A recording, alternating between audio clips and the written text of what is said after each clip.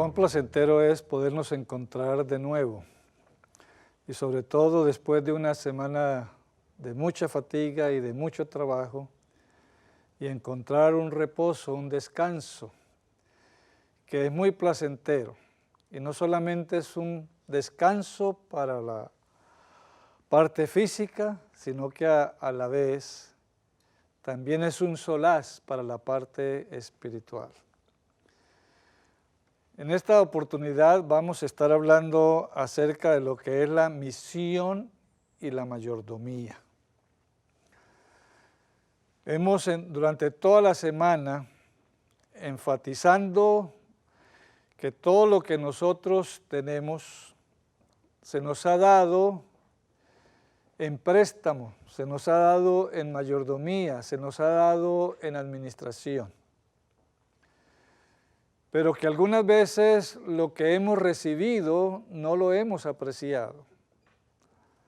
Y en lugar de corresponder a la confianza que la divina providencia ha depositado en nosotros, comenzamos a malbaratar todo lo bueno y generoso que Dios nos ha concedido. Y por eso en esta noche vamos a hablar entonces de la misión como iglesia. Como miembro de iglesia, además de venir y adorar, ¿qué más debo yo hacer para honrar y glorificar a mi Dios? Y la Sagrada Escritura tiene mucho que decirnos a nosotros con relación a esto. ¿Qué es la misión? La misión en la iglesia es una responsabilidad que ha sido dada directamente por Dios. Lo vamos a leer en el libro o en el Evangelio de Juan, el capítulo 20 y el versículo número 21. San Juan capítulo 20 y versículo número 21. Y es interesante, allí vamos a encontrar la definición etimológica de lo que sería misión. Mire lo que dice el versículo. Entonces Jesús les dijo otra vez, paz a vosotros. Como me envió el Padre, así también yo os envío. ¿Qué significa misión? Misión, el diccionario lo define de una forma muy sencilla. Dice que es un poder o una facultad que se le es impartida a alguien para desempeñar algún cometido. Por eso algunos también la pueden confundir con lo que es una comisión. Y una comisión es un encargo que se le da a alguien para que realice y para que a través de ella pueda dar cuenta de lo que fue mandado a hacer. En Testimonios, tomo 6, en la página 29, leemos lo siguiente.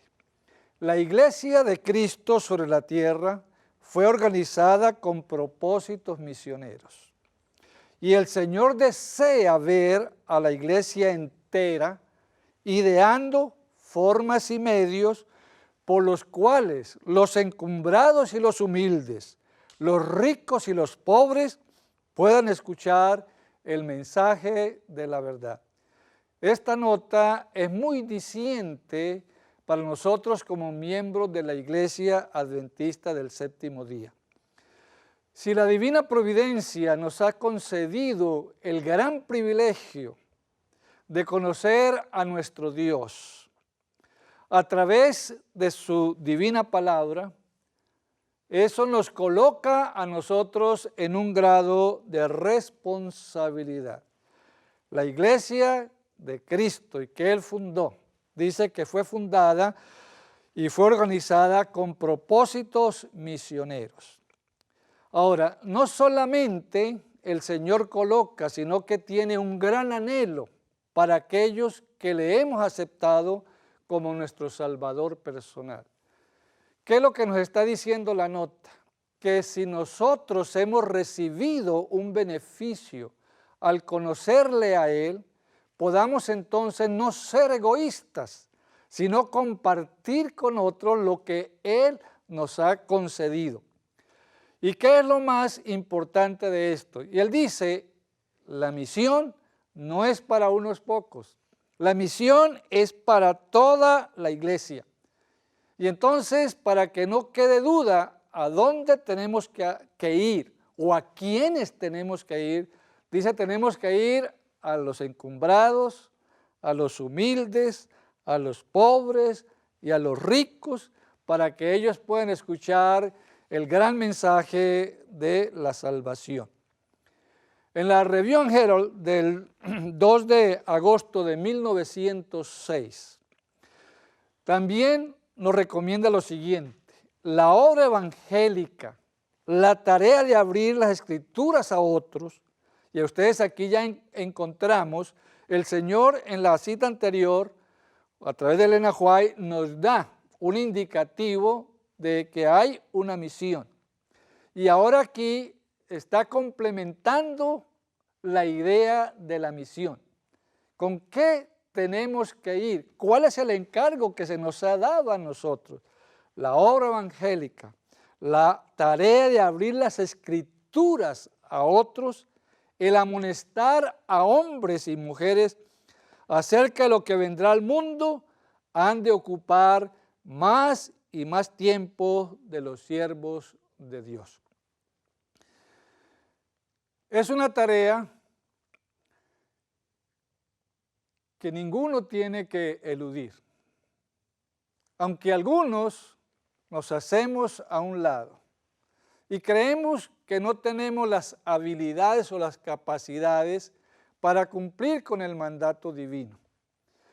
Cuando el Señor da una orden al ser humano, juntamente con la orden viene la capacitación. ¿Y cómo nos capacita Dios? Nos capacita a través de su Espíritu Santo, quien hace que al leer la Sagrada Escritura, aunque no tengamos estudios teológicos, el Espíritu nos ilumina y podemos entender para nosotros, y eso que llegamos a entender, lo podemos también comunicar a otros. La misión, por consiguiente, tiene un alcance. ¿Cuál es el alcance de la misión? Vamos a leer 3 versículos. Mateo capítulo 28, versículo 19, leemos la primera parte. Marcos 16, 15 y Hechos 1, 8. Estos versículos son conocidos por la iglesia como los versículos que tienen que ver con la gran comisión. Y dice en San Mateo 28, 19, por tanto, id y haced discípulos en todas las naciones. Marcos capítulo 16 y el verso 15, y le dijo, id por todo el mundo y predicad el evangelio a toda criatura. Y Hechos de los Apóstoles, el capítulo 1 y el verso número 8, la parte segunda, dice, y me seréis testigos en Jerusalén, en toda Judea, en Samaria y hasta lo último de la tierra. Los 3 versículos tienen varios elementos en común. En primer lugar, estamos recibiendo una orden de parte de Dios. En segundo lugar, la orden tiene una dimensión, o sea, un alcance. Mateo lo dice de una forma, Marcos lo dice de otra forma y Hechos lo dice de otra forma, pero están diciendo lo mismo. Mateo nos dice que tenemos que hacer discípulos, ¿dónde? En todas las naciones. Marcos nos dice que tenemos que ir a todo el mundo. Y en Hechos encontramos que tenemos que ir hasta lo último de la tierra. ¿Qué significa eso para nosotros como Iglesia Adventista del Séptimo Día? Que tenemos sobre nuestros hombros una responsabilidad no solamente pesada, porque a la vez es muy grande, Si lo miramos a través de la lente de nuestros ojos, ¿qué vamos a encontrar? Una imposibilidad. No somos capaces de cumplir. Sin embargo, la promesa es que el Señor Jesús va a estar ¿con quién? Va a estar con nosotros y nos va a ayudar, nos va a capacitar. Estas citas bíblicas leídas años atrás, en el siglo pasado el nuevo es muy nuevo, 14 años, pero aún cuando todavía la internet no se había desarrollado como ahora. Lo que estamos hablando aquí, en cualquier lugar del mundo se puede escuchar ahora. Entonces, gracias que la iglesia ha entendido eso y se ha preocupado para que las buenas nuevas de la salvación lleguen a personas y ha invertido recursos que los mismos miembros han traído a la tesorería de la iglesia para que esto se convierta en una realidad. ¿Cuál debe ser nuestra responsabilidad entonces? Lo encontramos en el Ministerio de Curación, página 72. El que se convierte en hijo de Dios ha de considerarse como un eslabón de la cadena tendida para salvar al mundo. Debe considerarse uno con Cristo en el plan de misericordia y salir con Él a salvar a los perdidos. ¿Cómo les parece? En la comisión, aunque es muy grande, aunque tenemos que estar, dice, a una cadena. ¿Por qué una cadena? Porque es una cadena que no solamente está constituida por seres humanos. Es una cadena que comenzó a constituirse en el reino de los cielos. El Padre, el Hijo y el Espíritu Santo son los que comienzan esa cadena. Y cuando los conocemos a Él y cuando entendemos que Él está solicitando nuestro servicio, no porque Él no pueda hacerlo. Hay algo muy importante en esto. Elena White dice que Jesús y Dios o la divina providencia no buscó a ángeles para la predicación del evangelio. Lo podría hacer de una forma completamente fácil y contundente. Pero es nuestro privilegio sentir que Dios está con nosotros, no solamente porque lo conocimos, sino que está con nosotros porque llevamos a compartirlo. Y debe llenar nuestro corazón de un gozo que nos transportará en este momento de esta tierra al reino de los cielos. Ahora, la Sagrada Escritura, y lo que hemos visto hasta ahora, nos está diciendo que nuestra primera responsabilidad dentro de la comisión es predicar el Evangelio, compartir las buenas nuevas de salvación. Este compartir, esta responsabilidad no fue hecho un número particular, sino a toda persona que ha aceptado y aceptará a Cristo como su Salvador personal. Joya de los Testimonios, capítulo 3, página 293. Cada adventista, si cada adventista del séptimo día hubiese cumplido su parte, el número de creyentes sería mucho mayor. Vayamos entonces ahora a comernos el pastel. ¿Está bien?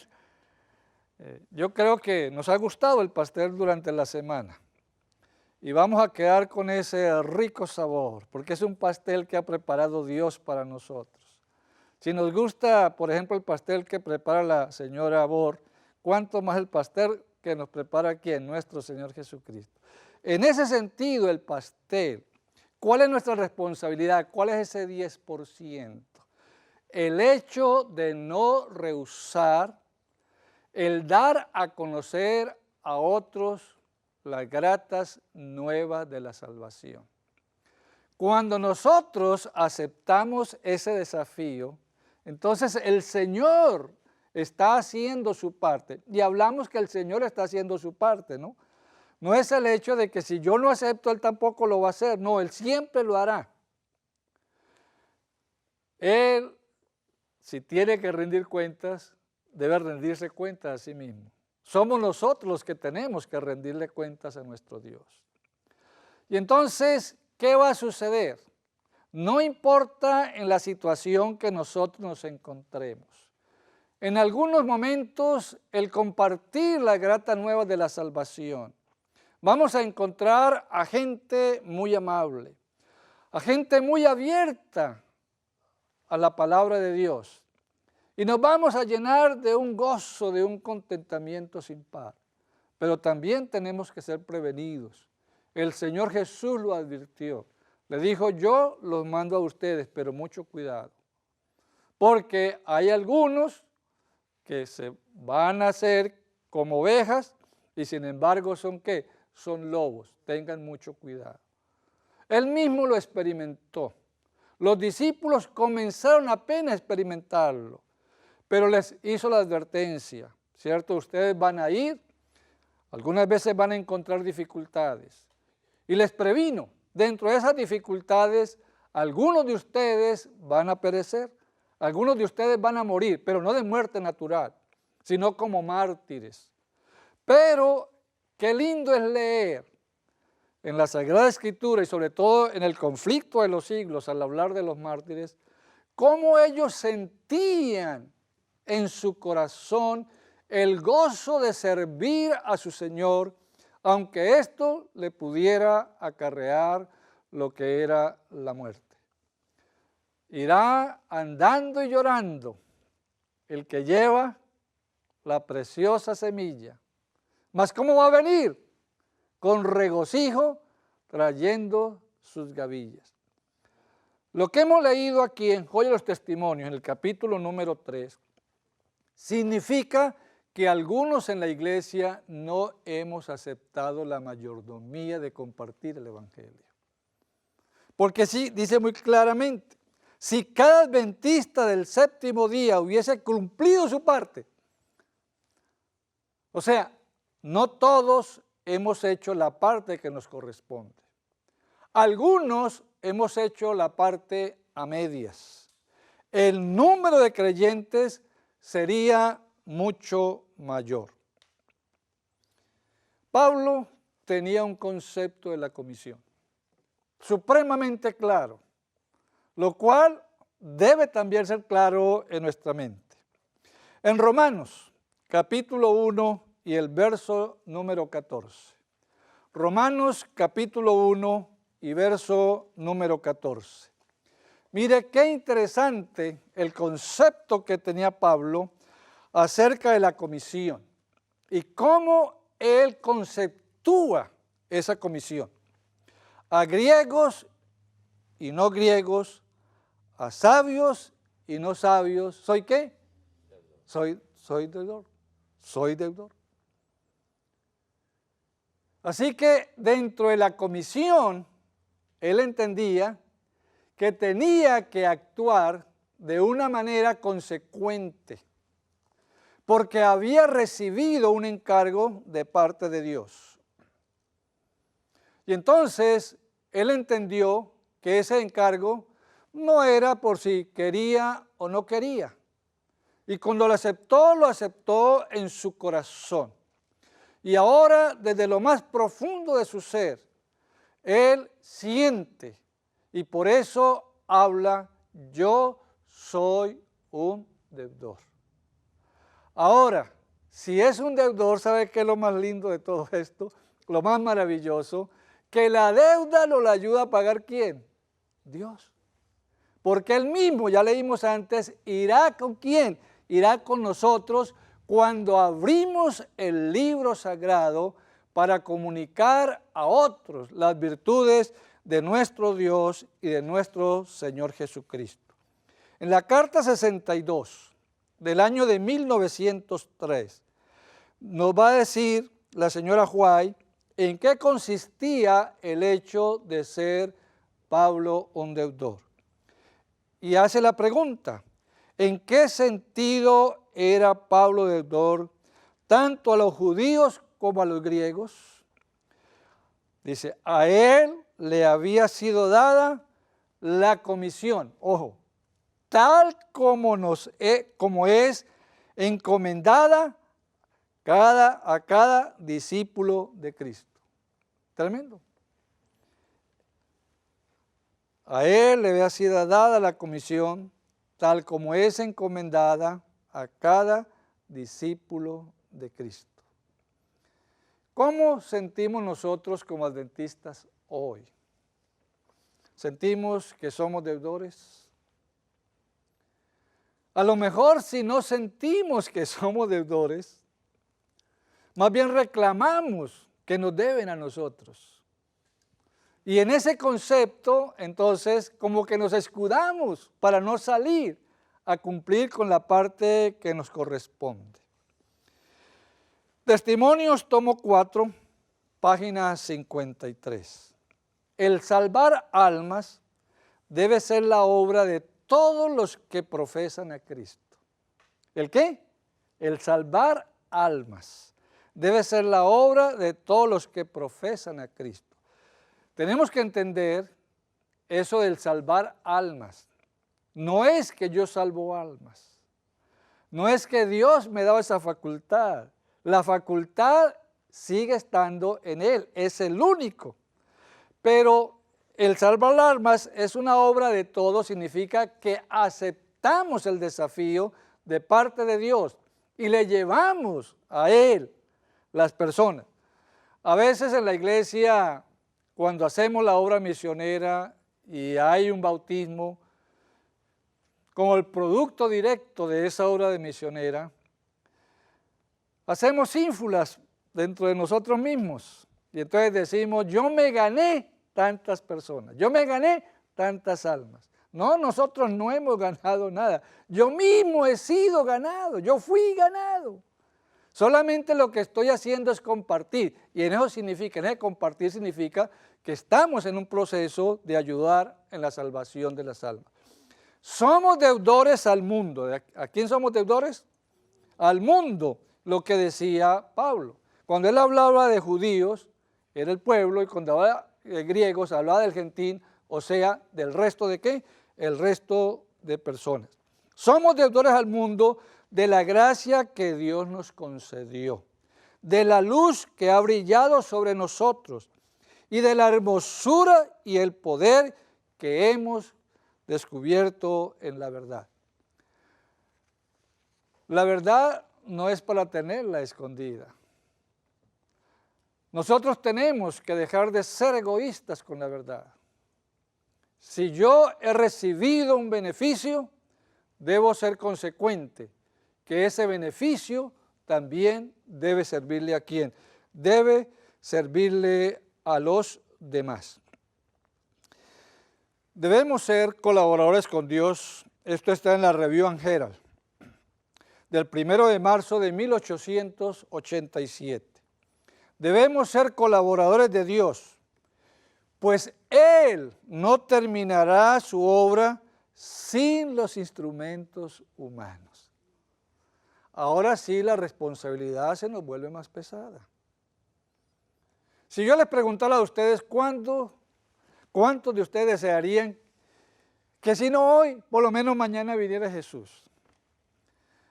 No solamente vamos a levantar las manos, la cabeza, sino que a lo mejor pegamos un buen salto de gozo y alegría. Pero ¿qué es lo que está diciendo aquí? Que la venida del Señor Jesucristo, y dice, Él no ha venido, o sea, nosotros podemos demorar la venida de Jesús. Dice, debemos ser colaboradores de Dios, pues Él no terminará su obra sin los instrumentos humanos. Ahora, mucho oído a esto. Si tú y yo no cumplimos con esa misión, no significa que Dios va a fracasar. porque yo dejé de hacerla. ¿Sabe qué es lo más triste? Que Dios va a colocar a otro en mi lugar. Y entonces, en esa situación, lo que yo debería estar recibiendo de parte de Dios, pero como he dado una vuelta, he asistido hacia un lado, ahora el Señor tiene que colocar a otro que sea más responsable de lo que nosotros somos. Se asigna una obra particular a cada cristiano. En Bible, no sé cómo dicen ustedes, eco o hecho. Eco será, ¿no?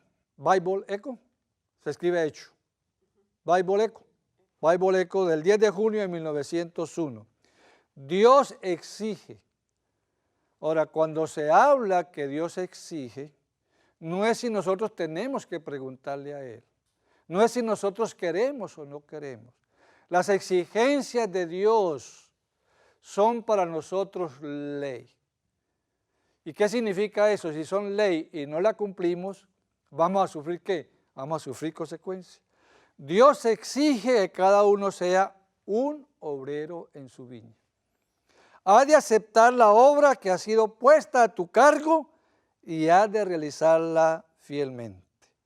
Y en Testimonios tomo 6, en la página 438, nos dice, si cada uno de vosotros fuera un misionero vivo, ahora no sé por qué usa la palabra vivo, un misionero vivo, ¿ah? ¿Qué es lo que hace la vida? ¿Transmite qué? Transmite vida. Yo soy el camino, yo soy la verdad, yo soy la vida, dijo Jesús. ¿Qué nos transmite Él? Vida. Y entonces, si cada uno de vosotros fuera un misionero vivo, el mensaje para este tiempo sería rápidamente proclamado en todos los países, a toda nación, tribu y lengua. ¿Entendemos la responsabilidad? Ahora quizás estamos hablando solamente en primera instancia acerca de la predicación. Y es lógico que algunos de nosotros lleguemos a decir, yo no sé predicar, me da miedo predicar, me da espanto predicar, no soy capaz siquiera de subirme allá a la plataforma, anunciar un himno, tener una oración, ¿cómo voy a ir a predicar?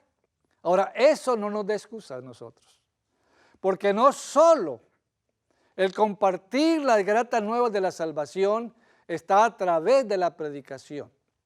Dios ha dejado otros medios, Dios ha dejado otros elementos. ¿Con qué o para qué? Para que nosotros no tengamos ninguna excusa. Así que, ¿qué debemos hacer? ¿Qué otras responsabilidades debemos llevar? Si vamos nuevamente a Hechos capítulo 1 y el versículo 8, que ya lo hemos leído, ¿y me seréis qué? Testigos en Jerusalén, en Judea y Samaria y hasta lo último de la tierra. Ahora, ¿testigos de qué? ¿De qué tenemos nosotros que ser testigos? Ahora, en primer lugar, ¿de qué estamos hablando? Estamos hablando de que uno de los elementos con los cuales nosotros podemos compartir la grata nueva de la salvación es convertirnos en testigos. Hay un versículo que nos han robado a nosotros los adventistas del séptimo día. Y quiero que lo veamos. Está en Isaías, el capítulo 43 y el versículo número 10. Y ustedes van a entender por qué yo les estoy diciendo en esta hora que es un versículo que nos han robado.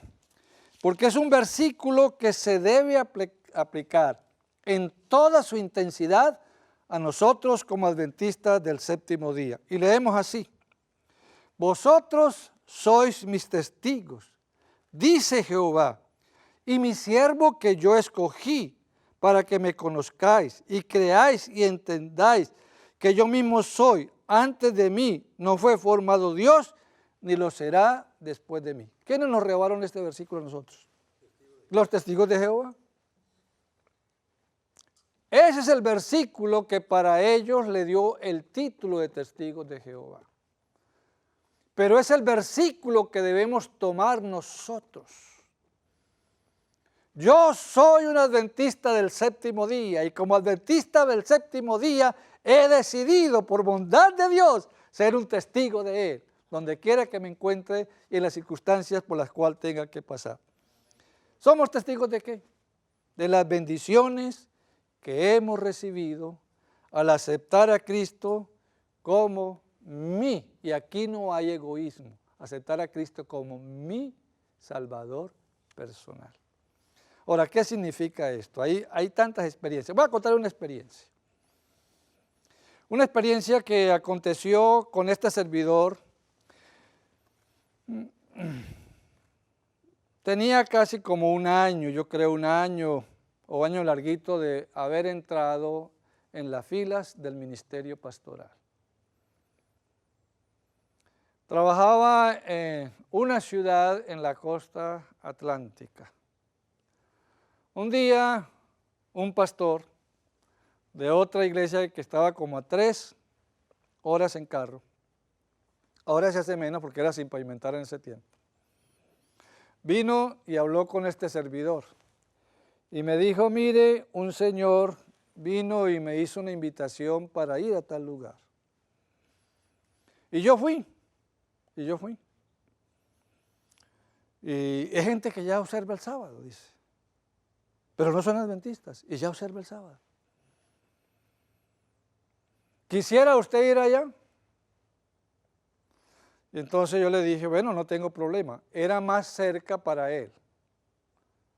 Yo tenía que recorrer más del doble para ir allá de lo que él tenía que recorrer. Sin embargo, no le pregunté por qué usted, si está más cerca, me dice que si yo quiero ir allá cuando usted ya fue. Pero le acepté. Y entonces, un día dije, nos vamos, me voy el día viernes para pasar el sábado con ellos. Le dije a uno de los diáconos, usted me va a acompañar, era tomar un bus e ir varias horas. Salimos en la mañana y llegamos en la tarde al lugar, preguntando porque no sabíamos dónde era. Nos dijeron, usted llega a tal lugar, ahí tienes que cruzar el río, al otro lado del río hay un bus, ustedes suben ese bus, pregunta hacia dónde va, a tal lugar ese bus va, por allá en el camino al chofer le dice, mire, me deja más o menos aquí, y ahí entonces usted comienza a andar por el monte, y no había GPS, no había, pero lo aceptamos y nos fuimos con él. Y sí, llegamos ya en la hora de la tardecita, casi una hora antes de la puesta del sol. Y la gente nos recibió con gozo y alegría. Y entonces, ya cuando llegaba la hora, casi la recepción del sábado, yo vi que la gente venía. Y llegaba cada uno con un frasquito de aceite. Yo dije, pues, no sé por qué será, pero venían, ¿no? Un frasquito de aceite. Y estaban ahí y pasaban hacia un lugar allá, en un pequeño bosquecito. Y entonces inocentemente yo le dije a la persona que estaba ahí, ¿y el aceite por aquí es barato o es caro? Me dice, no, es caro, el aceite es caro por aquí. Le dije, pues yo les puedo traer aceite, no hay ningún problema. ¿Verdad? Sí, claro, yo le puedo traer aceite. Bueno, ¿qué sucedió? Al ir allá, entonces después de eso me dice, pastor, lo invito a que vayamos al Sinaí. O sea, ellos le habían puesto allá en medio de tantos árboles, habían colocado unas banquitas así, hechas de madera rústicamente, y ahí entonces la gente llegaba. Ahora, al llegar allá, observé lo siguiente. Las personas llegaban y había rústicamente un púlpito muy parecido a este. Claro, este es 10,000 veces más hermoso, digo parecido en estructura, ¿no? Y entonces, además, estaba encerrado por unas cuerdas de alambre. Nosotros le llamamos de púa. Pero yo vi que la persona llegaba allá, había una Biblia abierta y colocaba en el aceite. el frasquito de aceite. Y después las personas se agachaban, yo supongo que oraban, ¿no? Se agachaban y duraban un tiempo ahí, e iba y se sentaba. Y así fue sucediendo las cosas. Cantamos, oramos, y entonces comenzamos a regresar para la casa. Pero yo esperé de que todos fueran saliendo y yo salir de último. Cuando vamos a la iglesia salimos de primero, pero allí yo me quedé de último. Y el hermano que estaba dirigiendo todo eso me dijo, pastor, usted tiene que irse. Le digo, no, yo no me voy a ir, yo me voy a quedar aquí, yo voy a estar aquí. Me dice, no, pastor, usted tiene que irse. Le dije, pues cuando usted se vaya, yo me voy. Si usted no se va, yo me quedo aquí.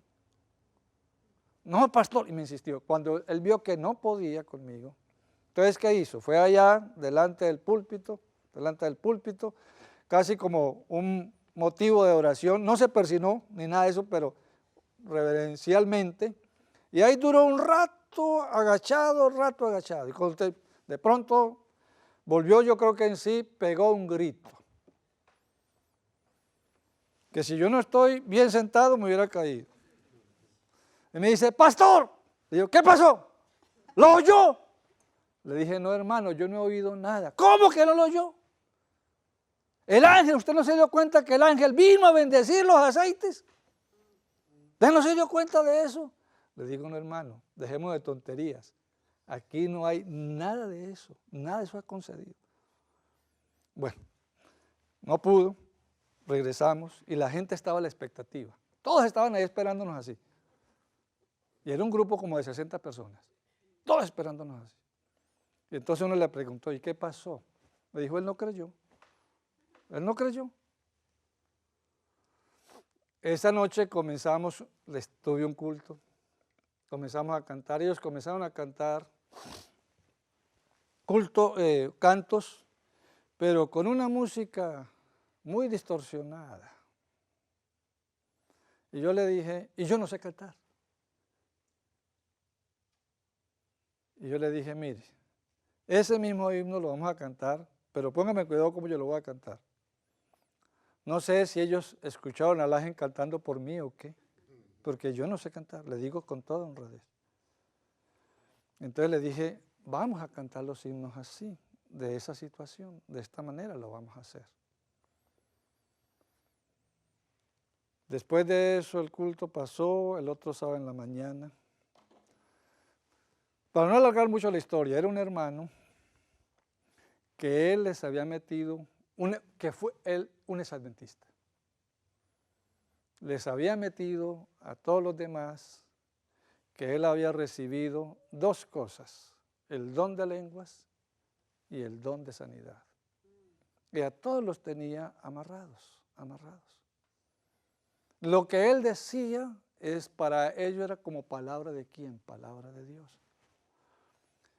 Y entonces como daban de eso de don de lenguas, da la casualidad que el folleto de esa semana trataba sobre el don de lengua, el folleto de la escuela sabática.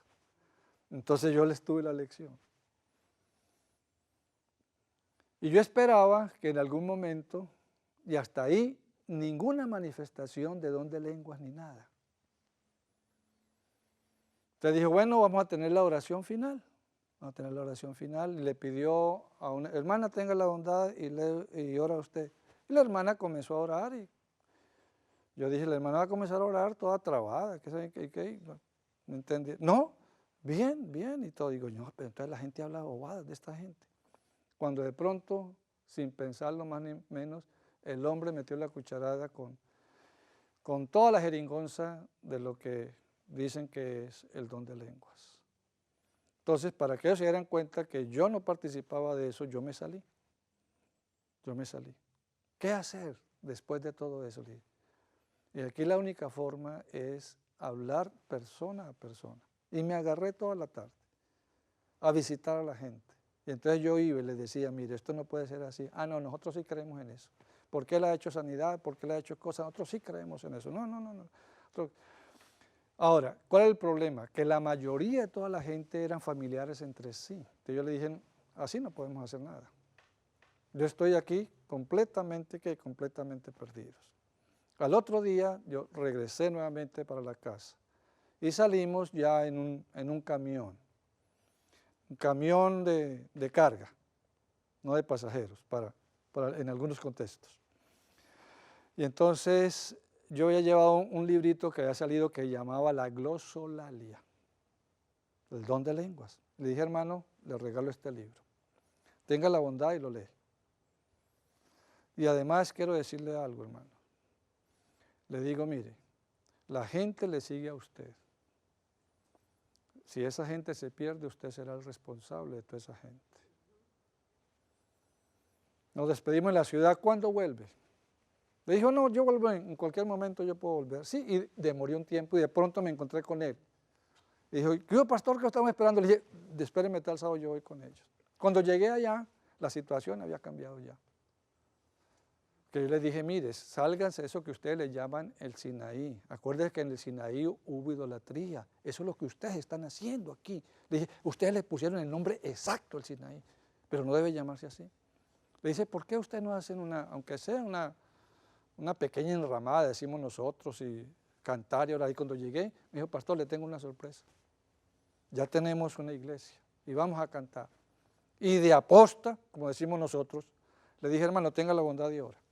Y oró y sin ninguna jeringonza, sin nada. Como a los 6 meses, voy a cortar aquí porque nos está acabando el tiempo, como a los 6 meses, para honra y gloria de Dios, tuvimos 20 personas bautizadas de ese lugar. Amén.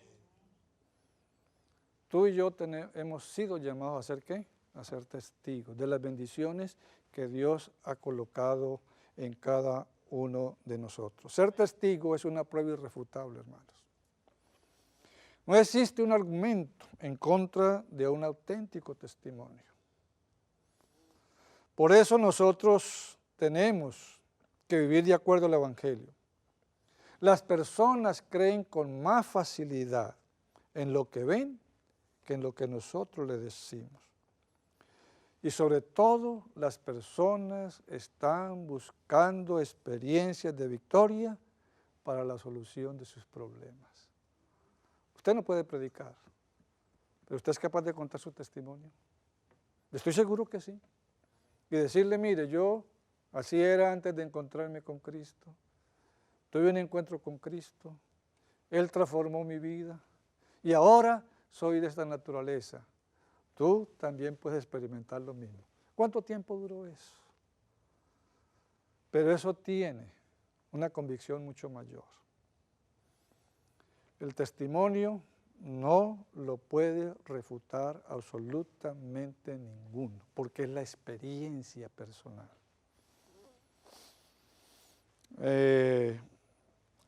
Tuve 2 hermanos, uno mayor y uno menor. Digo tuve porque el mayor murió y conservo el menor. Los 2 fueron bautizados en la iglesia y los 2 se salieron de la iglesia. Yo duré 8 años orando todos los días por el hermano menor. Y el hermano menor,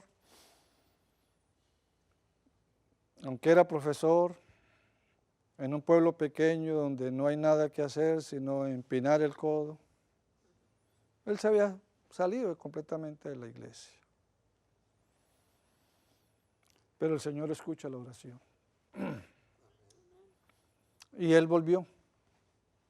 Y un sábado que fui de visita allá, entonces me encontré con un primo que estaba en la iglesia. Aunque ellos vivían, cruzar nomás la calle, nunca vinieron a un culto. Nunca. Y no porque no se les invitara. Salíamos, jugábamos con ellos, pero al culto no venía. Y ese sábado lo encontré ahí. Y le digo, ole, te felicito. ¿Y a qué se debe esta visita tan cordial y tan buena? Me dijo, es que vine a averiguar qué fue lo que pasó con Antuco, ese es el hermano mío Antonio. Dice porque si él era una persona que era borrachita, estaba completamente perdido en los vicios, y ahora está aquí una persona cambiada. Yo quiero saber por qué él tuvo esa transformación. No, nadie lo puede negar. Y tú y yo no necesitamos tener estudios. Lo que necesitamos es tener un corazón abierto y decirle a Jesús, toma mi vida, toma mi experiencia. Y esa vida, esa experiencia, yo la quiero ¿qué? Yo la quiero compartir. Un segundo elemento es llegar a ser discípulos de Cristo. San Juan 15:8. En esto he glorificado a mi Padre, en que llevéis mucho fruto y seáis así mi discípulo. ¿Quién es un discípulo? Es uno que es instruido a los pies del Maestro. Es el que sigue la enseñanza del Maestro y es el que comparte las enseñanzas de su Maestro. ¿Cómo es nuestro Maestro? Si nosotros vamos a Filipenses, el capítulo 2 y el versículo 5, ¿qué vamos a encontrar? Haya pues en vosotros este sentir que también hubo en ¿quién? En Cristo Jesús. El sentir de Cristo Jesús. ¿Cómo es el sentir de Cristo Jesús? Una persona tierna, amorosa, compasiva, perdonadora. Lecciones prácticas del Gran Maestro, página 210. El Señor desea que su palabra de gracia penetre en toda alma. ¿Qué es lo que desea? Que su palabra de gracia penetre ¿qué? En toda alma. En gran medida, esto debe realizarse mediante un trabajo personal. Este fue el método de nuestro Señor Jesucristo. Y el número 3, lo encontramos en Mateo capítulo 5, versículos 14, versículo 16. Y entonces ahí viene hablando de que nosotros tenemos que ser la luz del mundo.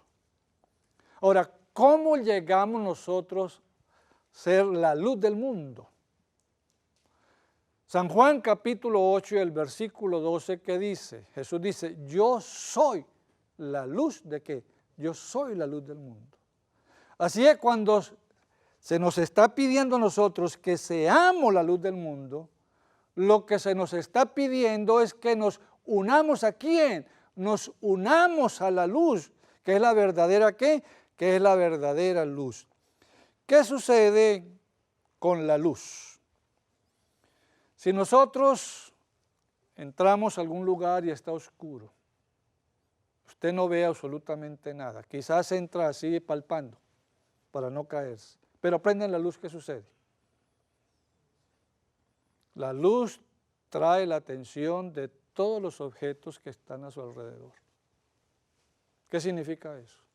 Que si tú y yo nos convertimos en verdadera luz, vamos a brillar. Y los que están al lado, entonces van a ver lo que sucede en la vida de cada uno de nosotros. Muy bien, evangelismo. Página 14. La luz de la verdad debe brillar por doquier a fin de que los corazones que ahora duermen en la ignorancia puedan ser despertados y convertidos. En todo país y ciudad ha de proclamarse el evangelio. Les voy a presentar ahora en los minutos que me queda el mejor método que existe para convertirnos en misioneros, para aceptar de una vez por todas, sin ningún tipo de dilación, el hecho de decirle, Señor, yo quiero ser un misionero tuyo. Vayamos a la Biblia. Está en dos versículos que es igual, está en Mateo 4:23 y está en Mateo 9:35. No importa cuál de los dos vayamos a leer. Voy a leerles el del 9:35.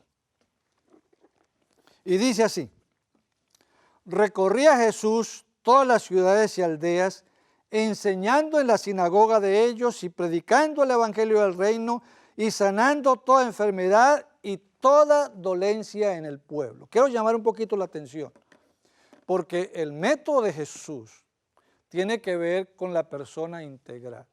El versículo está viendo que Jesús enseñaba, ¿cierto?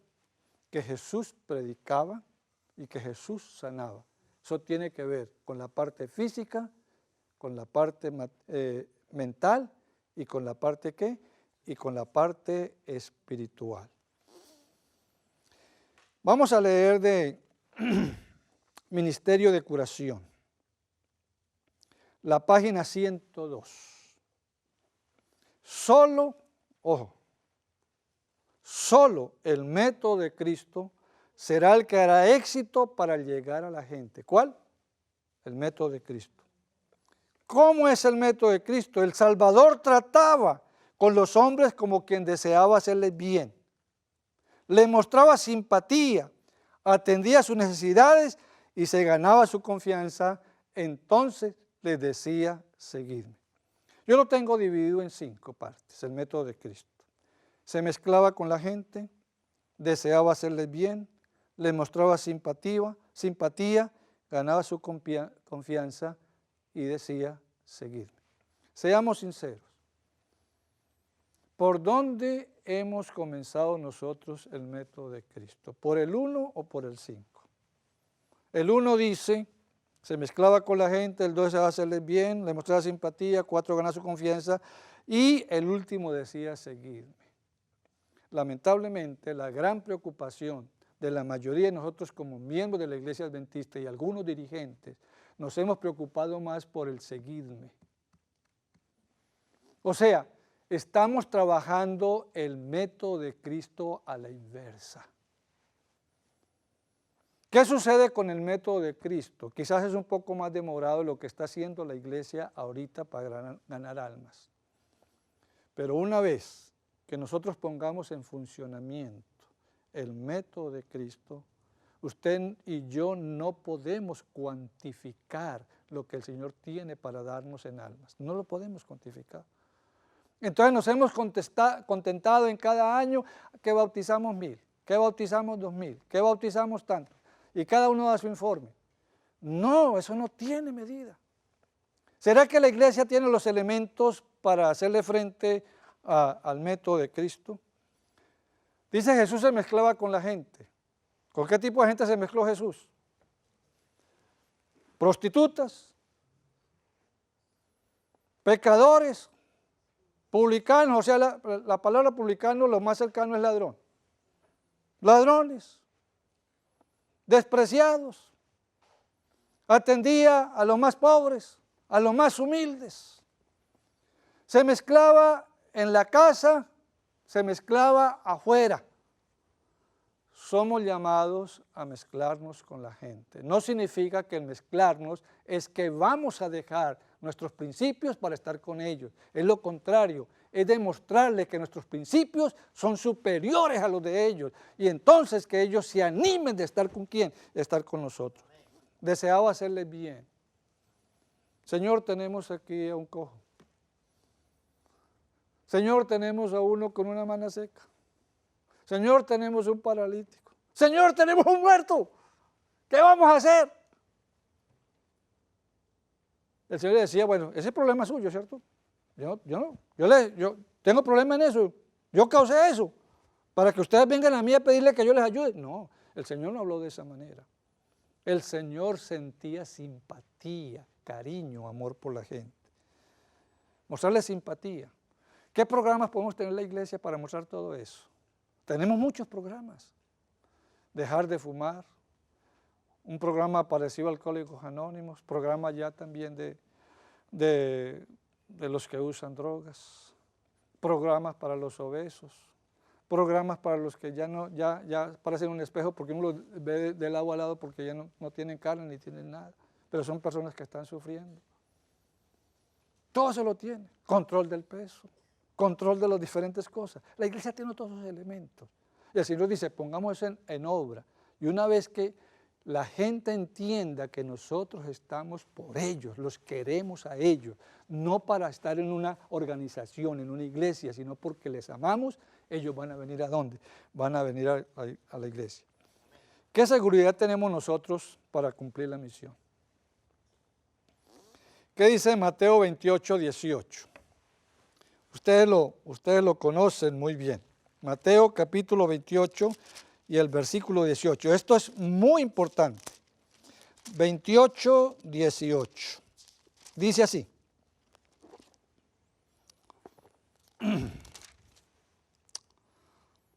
Y Jesús se acercó y le habló diciendo, toda potestad me es dada en el cielo y en la tierra. Ahora el versículo 20.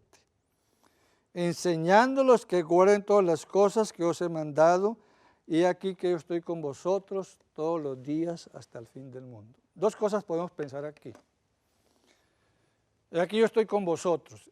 ¿Él está ahorita presente con nosotros? ¿Está presente en cuerpo? No. Entonces nos dejó. Y otra cosa, estoy con vosotros todos los días hasta el fin del mundo. ¿Tenemos los apóstoles con nosotros? Entonces, ¿cómo es eso? ¿Cómo está Dios presente para ti y para mí? ¿A través de qué? A través del Espíritu Santo. Por eso Él dijo, yo les enviaré otro Consolador.